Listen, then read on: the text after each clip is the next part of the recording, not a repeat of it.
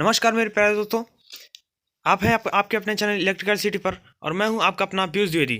दोस्तों आज हम बात करने वाले हैं हाल ही में जो एग्ज़ाम शुरू हो गया है आज से और 12 तारीख तक चलेगा ये एग्ज़ाम। सेप्टेम्बर 10 डीआरडीओ का है, टेक्नीशियन ए का। दोस्तों बात करने वाले हैं कुछ बहुत ही इंपॉर्टेंट जानकारियों के बारे में, क्योंकि ये एग्ज़ाम जो चल रहा है ये टीसीएस की जगह एनईएस ले रहा है और इसमें इंटरफेस के भी अलग अलग देखने को मिलेगा आप लोगों को। जैसा कि टीसीएस देता था वैसा नहीं मिलेगा। दोस्तों मैं आप लोगों को बहुत ही इम्पोर्टेंट इन्फॉर्मेशन देने वाला हूं, तो वीडियो को अंत तक देखते रहिएगा दोस्तों। बहुत ही इम्पोर्टेंट चीज़ें हैं और एक एक चीज़ को ध्यान में रखिएगा, नहीं तो आप परीक्षा में बहुत ही दिक्कतों का सामना करना पड़ेगा आपको और आप हो सकता है सारे क्वेश्चंस अटेम्प्ट ना कर पाएँ। चलिए दोस्तों बात करते हैं सबसे पहले पॉइंट पर अपने। दोस्तों सबसे पहला पॉइंट है लॉगिन के बाद स्टेटमेंट लिखना। जैसे आप लॉगिन करते हैं आपको अलग इंटरफेस देखने को मिलेगा, जैसा कि मैं पहले ही बता चुका हूं। लॉगिन करने के बाद जैसे आप आएंगे तो वहां पर आपको सारी चीज़ें क्या करना है, कैसे करना है, ये सब दिखाई देंगी। उसके बाद आपको रेड कलर के मार्क में लिखा हुआ इंटरफेस लॉगिन के करने के बाद स्टेटमेंट लिखने के लिए बोलेगा। वो स्टेटमेंट कहाँ लिखना है मैं आपको बता। दोस्तों एडमिट कार्ड के इस हिस्से में आपको स्टेटमेंट लिखने के लिए बोला जाएगा और इसी हिस्से में वो रेड कलर से मार्क सारे स्टेटमेंट को यहाँ पर लिखना होगा। ध्यान दीजिएगा दोस्तों, कभी भी आप नेक्स्ट पर क्लिक मत कीजिएगा जब तक लास्ट में ना पढ़ लें। और अगर आप नेक्स्ट पर क्लिक कर देते हैं तो आपको स्टेटमेंट लिखने के लिए नहीं मिलेगा। आपको हो सकता है किसी दूसरे से एडमिट कार्ड लेना पड़े या फिर ना लिखने को ही मिले। ऐसी दिक्कतों का सामना करना पड़ता है। चलिए दोस्तों बात करते हैं अपने दूसरे टॉपिक पर।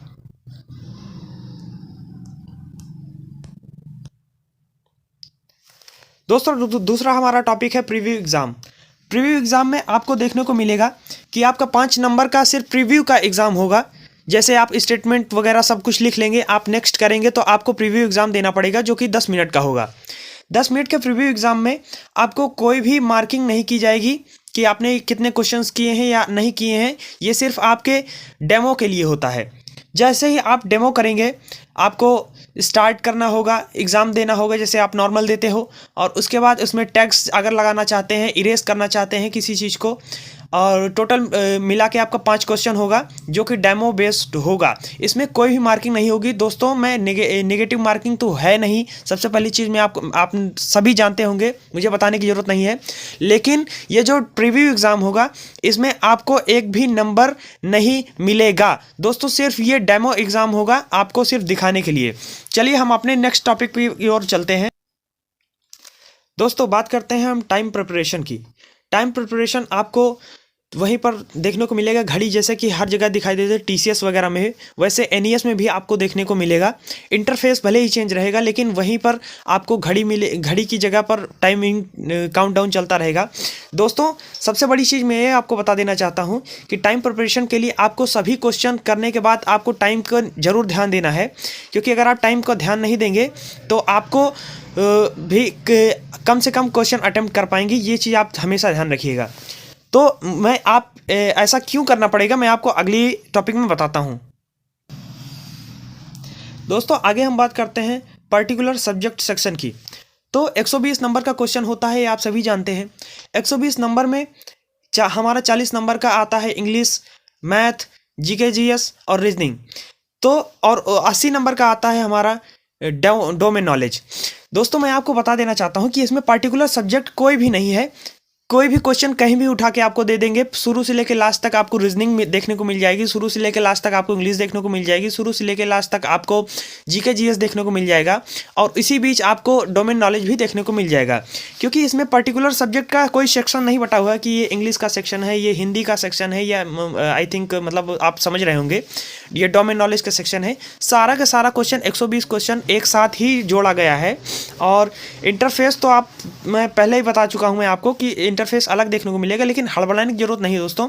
इसीलिए मैं पहले बता रहा था कि टाइम प्रिपरेशन आप करके जाइए, क्योंकि पर्टिकुलर सब सेक्शन ना होने की वजह से आप सोचेंगे कि हाँ हो सकता है मेरा इतना क्वेश्चन हो गया है, इसके बाद मुझे ये क्वेश्चन देखने को ना मिले। तो शुरू से लेकर लास्ट तक दोस्तों कोई ना कोई क्वेश्चन ऐसा फंसाऊ आ जाएगा जिसमें आपका टाइम वेस्ट होगा। तो इसलिए दोस्तों ये आप ध्यान में रखिएगा कि टाइम हर क्वेश्चन के बाद देखिएगा और अधिक से अधिक अटेम्प्ट करने की कोशिश कीजिएगा। जो क्वेश्चन आप नहीं कर सकते हैं उसमें कुछ भी मार्किंग करके आप उसको आगे बढ़ जाइएगा। चलिए नेक्स्ट टॉपिक पर चलते हैं दोस्तों हम अपने।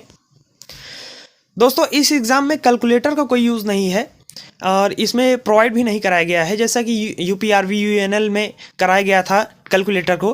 कैलकुलेटर यहाँ पर पहली बार UPRV UNL में देखने को मिला है और इससे पहले कभी भी देखने को नहीं मिला है किसी भी एग्ज़ाम में, टेक्निकल हो या नॉन टेक्निकल रहा हो।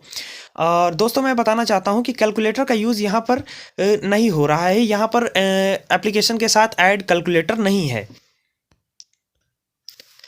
दोस्तों टैक्स हटाना सबसे बड़ी चीज़, सबसे इम्पॉर्टेंट चीज़ हो जाती है, क्योंकि आप कोई भी मार्किंग करते हो और आपने जैसे मान लीजिए आपको नहीं आ रहा है, आपने कुछ देर बाद के लिए उसको टैग कर लिया है, तो आप जैसे नेक्स्ट प्रीव्यू पर क्लिक कर देते हो। मैं आपको मेन उस पर ले जाता हूँ, एडमिट कार्ड के मेन सेक्शन पर। दोस्तों यहाँ पर आप देख सकते हैं, मैंने आपको दिखा दिया है कि यहाँ पर कैसे क्या करना है। देखिए सब्सटेंट DRTC विज्ञापन के तहत कंप्यूटर आधारित परीक्षा ऑनलाइन निर्देश जो दिए गए हैं, यहाँ पर आपका दिया गया है नेक्स्ट क्वेश्चन के लिए ऑप्शन। जैसे आप कोई क्वेश्चन हल कर लेते हो तो नेक्स्ट क्वेश्चन आप इसको यूज़ करके जा सकते हो, प्रीवियस क्वेश्चन पे आप इसको यूज़ करके जा सकते हो। और इरेज बटन के लिए जैसे आपने कोई गलत आंसर दे दिया है या आप इरेज करके दूसरा करना चाहते हो या नहीं करना चाहते हो तो उसके लिए इरेज बटन है। दोस्तों सबसे बड़ी चीज़ जो मैंने बताया आपको, टैग बटन आपने अगर क्लिक कर दिया है और क्लिक करने के बाद आपने उसको आंसर या आ गया है वो कुछ क्वेश्चन या कर दिया है आपने या कोई दिक्कत है, तो आप डिलीट टैग जरूर दबाइए, क्योंकि अगर आप डिलीट टैग नहीं दबाते हैं दोस्तों तो आपका क्वेश्चन कुछ इस तरह से हो जाएगा। देखिए यहाँ पर इस तरह की मार्किंग आ जाएगी। आपने प्रश्न का उत्तर दे दिया है लेकिन समीक्षा के लिए चिन्हित है, और अगर समीक्षा के लिए चिन्हित हो जाएगा दोस्तों तो आप ये जान लीजिए कि अगर आपका आंसर सही भी होगा तो मार्क नहीं किया जाएगा, आपको उसका मार्क्स नहीं मिलेगा। ये बात आप जरूर ध्यान रखिए दोस्तों। ये कुछ बहुत इंपॉर्टेंट चीज़ें थी जो मैंने आपको बताने की कोशिश की है। उम्मीद है आप सभी लोगों को समझ में आ गया होगा। और ये एग्ज़ाम जो मैंने आपको बताया था कि प्रीव्यू एग्ज़ाम जो होगा, प्रीव्यू एग्ज़ाम के जानकारी के विषय में थोड़ा सा बताना चाहूँगा। प्रीव्यू एग्ज़ाम जब सबमिट करेंगे 5 नंबर जैसे आप कर लेंगे तो यहाँ पर आपको प्रीव्यू सबमिट पर क्लिक करना होगा। बिल्कुल ऐसा ही सिस्टम देखने को आपको मिलेगा। जब तक आप सबमिट प्रीव्यू पर क्लिक नहीं करेंगे तब तक आप उस डेमो एग्ज़ाम से बाहर नहीं आ पाएंगे और उसके बाद ही आप एग्ज़ाम को कम्प्लीटली एग्ज़ाम दे पाएंगे। दोस्तों ये बहुत कुछ इंपॉर्टेंट जानकारी थी और बाकी सारी चीज़ें तो आप जानते होंगे, लेकिन मेरा मेन मकसद ये बताना था कि यहाँ पर TES की जगह NES ले रहा है और इंटरफेस तो थोड़ा सा अलग है, इसलिए आपको बहुत सारी दिक्कतों का सामना करना पड़ेगा। जैसे मैंने आज 6 जनवरी 2023 का एग्ज़ाम दिया है, तो इसमें मैंने ध्यान दिया कि बहुत सारी दिक्कतों का सामना मुझे करना पड़ा था। दोस्तों आपको ना करना पड़े इसलिए मैंने ये वीडियो बनाया है। दोस्तों अगर आपको कोई भी दिक्कत होगी तो मैं अगली वीडियो इसके लिए भी बना दूंगा। दोस्तों अगर आपको पसंद आया हो ये वीडियो तो इसको लाइक कर दीजिएगा, हमारे चैनल को सब्सक्राइब कर लीजिए। आगे भी कोई प्रॉब्लम आती है तो मैं आपके लिए हमेशा हाजिर रहूँगा। दोस्तों कमेंट करिएगा।